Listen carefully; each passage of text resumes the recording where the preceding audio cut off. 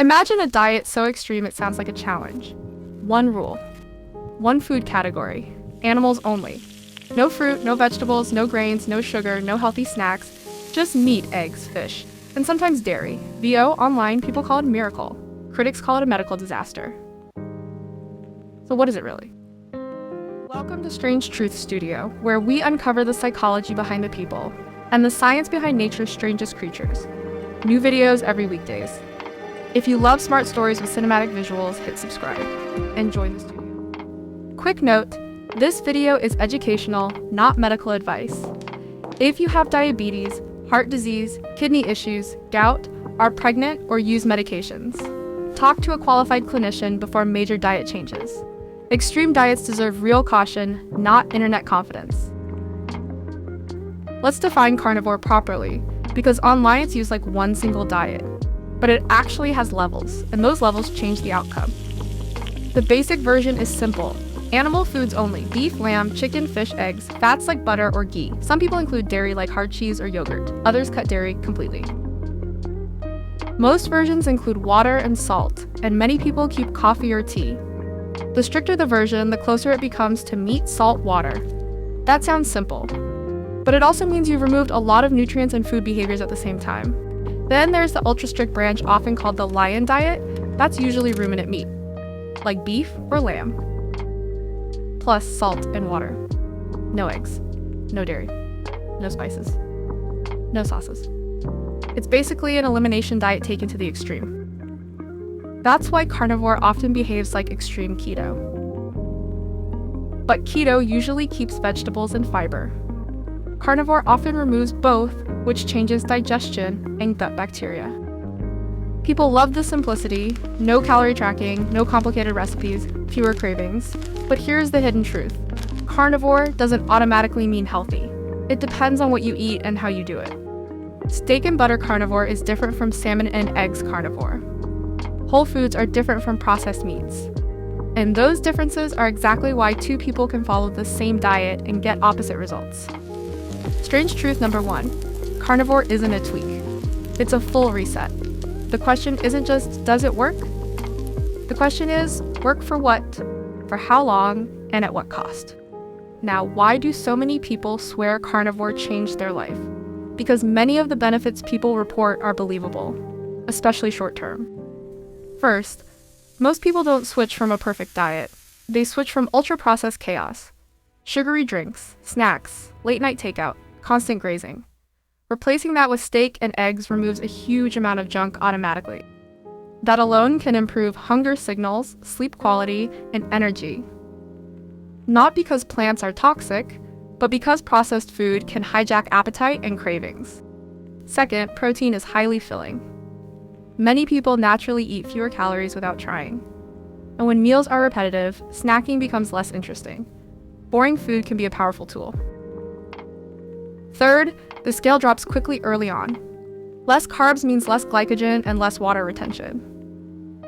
That fast drop feels dramatic and motivating. But it's important to remember, early weight loss is not always pure fat loss. Fourth, elimination. If certain foods trigger bloating, reflux, or IBS-like symptoms, removing them can reduce symptoms fast. That's real. But it doesn't prove plants are bad for everyone. It just means your system reacts to something. Fifth, blood sugar stability. With near zero carbs, some people feel fewer crashes, fewer cravings, and steadier energy. And there's a psychological reason. One rule reduces decision fatigue. But here's strange truth number 2. Feeling better today doesn't guarantee long-term safety. You can't feel LDL rising. You can't feel kidney chemistry changing. You can't feel gut diversity dropping. That's why carnivore can feel like a miracle and still be a question mark. So what does research say when we step away from hype? The honest answer, carnivore is massive online, but the research base is still limited. The biggest paper people cite is a large survey, not a controlled trial. In that survey, many participants reported high satisfaction and improvements in weight and health symptoms. That matches the idea that high protein and low processed food can be helpful. But surveys can't prove cause. They also attract people who are doing well. People who quit early usually aren't filling out fan community surveys. A key detail from that survey, Many reported lipid patterns that looked mixed. Triglycerides often lower, HDL often higher, but LDL often elevated, sometimes very high. The problem is long-term certainty. We don't yet have enough long-term controlled trials specifically on carnivore to confidently say what happens over years in many different bodies. More recent reviews looking at carnivore evidence keep saying the same thing. The human evidence set is small, and long-term safety remains uncertain. Strange truth number 3, many carnivore wins may come from low-carb plus high protein plus removing junk, not necessarily from deleting plants completely. That means you might be able to get most of the benefit with less risk if you don't go to the extreme. Now the red flags. The part that's not dramatic, but it matters. Red flag 1, cholesterol. Carnivore often increases saturated fat, especially if it's heavy on fatty red meat, butter, and cheese. Some people see mild LDL rises. Others see major spikes. Heart health organizations still treat LDL as a meaningful risk marker. Online debates often try to replace LDL with how you feel, but that's not how risk works. Risk can rise silently.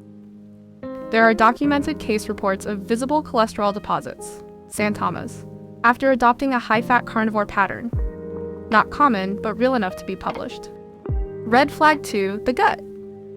Plants provide fiber. Fiber feeds microbes that help produce compounds linked to colon health. A zero-fiber diet changes that ecosystem. Some people report constipation or unpredictable digestion. Some adapt, some struggle, and some don't realize they're walking a tightrope of hydration and electrolytes to stay comfortable. Red flag 3, kidney stone risk. Especially if you've had stones before. High animal protein can alter urine chemistry. Hydration matters. Low carb can also change water and electrolyte balance. If you're underhydrated, you may increase risk and feel worse. Red flag 4, nutrient gaps. Carnivore can be strong in B12, iron, zinc, and protein. But depending on choices, it may be weaker in magnesium, iodine, calcium, vitamin C, and again, fiber. Red flag 5, processed meats. If carnivore becomes bacon and deli meats daily, you're stacking known risks for convenience. Strange truth number 4, the danger isn't always pain, it's silent trends. Labs shifting, digestion changing, and long-term risk building quietly. So why is carnivore such a battlefield online? Because for many people, it's not just food. It's identity. It's control.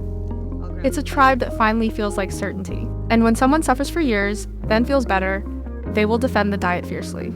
That's human. But the internet often turns personal experience into universal truth. This helped me becomes this is the only correct diet. Algorithms amplify extremes. Calm nuance doesn't trend. Bold claims do. And the loudest voices often sound the most certain, even when evidence is thin. Nutrition science also has ongoing debates, especially around fat and cholesterol, so the controversy never dies. One side says guidelines were too simplistic, the other says ignoring LDL is dangerous. So you end up with two realities colliding, real short-term wins and real long-term concerns. Strange truth number 5.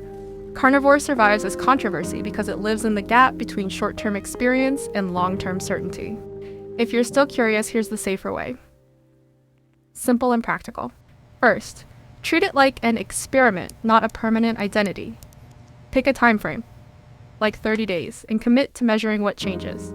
Second, get baseline data if possible. Weight, blood pressure, and labs with a clinician, especially lipids and kidney markers. Not because you're sick, but because you're testing something extreme. Third, quality matters. Whole cuts, fish, eggs. Avoid building the diet on processed meats. If you include dairy, watch cravings and digestion. Fourth, manage hydration and electrolytes. Low carb changes how your body handles sodium and water. Many early symptoms are actually salt and water issues. Fifth, treat warning signs seriously. Severe constipation, cramps, sleep problems, mood drop. Pause and reassess. And if LDL spikes, don't dismiss it because someone online said it's fine. Sixth, consider the middle path. Many people get most benefits by reducing processed carbs and increasing protein while keeping some plants and fiber they tolerate. The goal isn't winning a diet argument. The goal is a plan you can live with that doesn't quietly increase long-term risk. If carnivore helps you temporarily, that's useful information. It might reveal trigger foods or a processed food problem. but it doesn't automatically prove plants are harmful for everyone. Takeaway: diets demanding perfect loyalty often market well. But long-term health is usually boring fundamentals done consistently. So, miracle or medical disaster? For some people, it can feel like a miracle short-term, but long-term safety evidence is limited, and the red flags. Cholesterol shifts, fiber loss, kidney risk, processed meat pitfalls are real enough to take seriously.